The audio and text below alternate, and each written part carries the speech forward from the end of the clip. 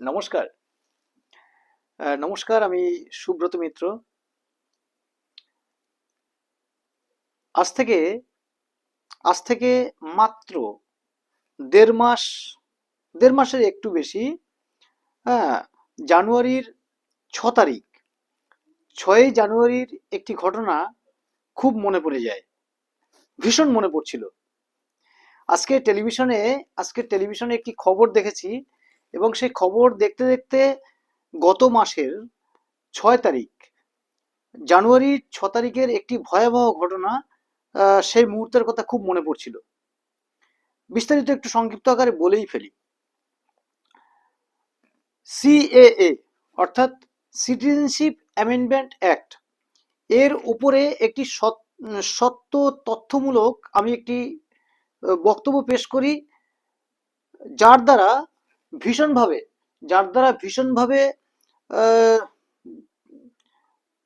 রাগান্বিত হয়ে আমারই এক ঘনিষ্ঠ আত্মীয়, হ্যাঁ, তিনি একটি বিশেষ রাজনৈতিক দলের সাথে যুক্ত আছেন, তিনি আমাকে ৭ তারিখে রীতিমতো একেবারে থ্রেট দেন, এবং আমার বাড়িতে এসে ৪ দিনের মধ্যে আমাকে দেখে নেওয়ার হুমকি দিয়েছিলেন। আজকের এই প্রসঙ্গ কেন উঠছে? আজকে টেলিভিশনে দেখলাম একজন বাংলাদেশের একজন ব্যক্তিকে জেল থেকে ছেড়ে দেওয়া হয়েছে, কারণ সে সনাতন ধর্ম অবলম্বী হিন্দু। তাকে সিএ এর আওতায় এনে নাগরিকত্ব দেওয়ার একটা বিষয়। কিন্তু কিছু রাজনৈতিক ব্যক্তিত্ব, তারা তাকে বলছে যে তুমি তুমি থাকবে থাকবে পশ্চিমবঙ্গে, আর তুমি সিএ তে অ্যাপ্লাই করে প্রধানমন্ত্রীকে চিঠি লিখেছো কেন? ভাবতে পারছেন? তাহলে আমার সেই ৬ তারিখের অভিজ্ঞতা কেন মনে পড়ছে না? খুব হাসি পাচ্ছিল। আমি তো ভয়ে সেদিন থরথর করে কাঁপছিলাম।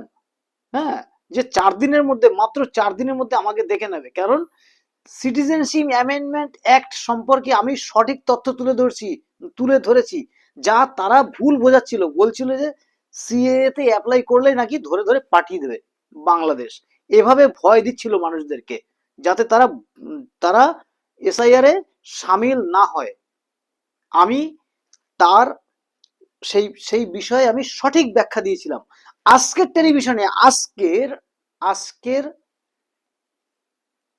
ফেব্রুয়ারির ২৫ তারিখ, মাত্র ১ মাস ২০ দিন, ১.৫ মাসে একটু বেশির মধ্যে দেখুন কতটা সত্য মিলে যাচ্ছে।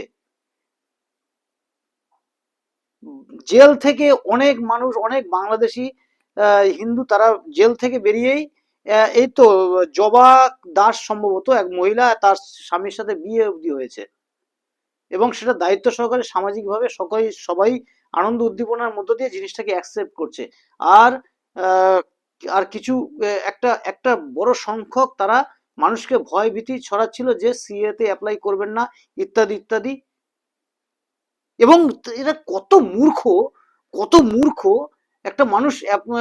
ভারত সরকারের কাছে সে আবেদন করতে চাইছে, তাকে বলছে তুমি থাকবে বাংলায়, তুমি কেন ভারত সরকারকে করবে? সে রীতিমতো সে ভয় ভীতিতে আছে, আজকে টেলিভিশনে দেখছি।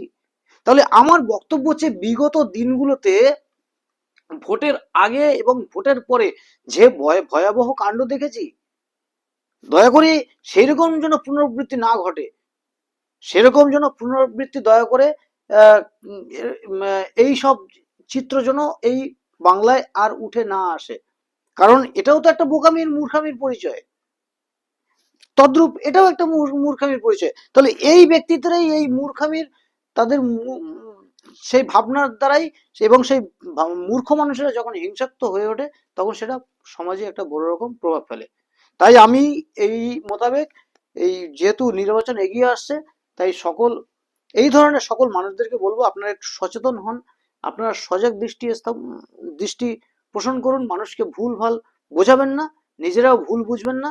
কারণ কোনো দল আসবে, দল চলে যাবে, সাধারণ মানুষের স্বার্থটার ক্ষতি হবে বা উপকৃত হবে, এটাই একটা বড় ব্যাপার রয়ে যাবে। এবং কিছু কিছু ভুল বোঝানো, সেটা রাষ্ট্রের বিরুদ্ধে বা মানুষের বিরুদ্ধে ভীষণ বড় রকম ক্ষতি হয়ে দাঁড়ায়। ধন্যবাদ, আজ এ পর্যন্তই। বাকি কথা পরে হবে।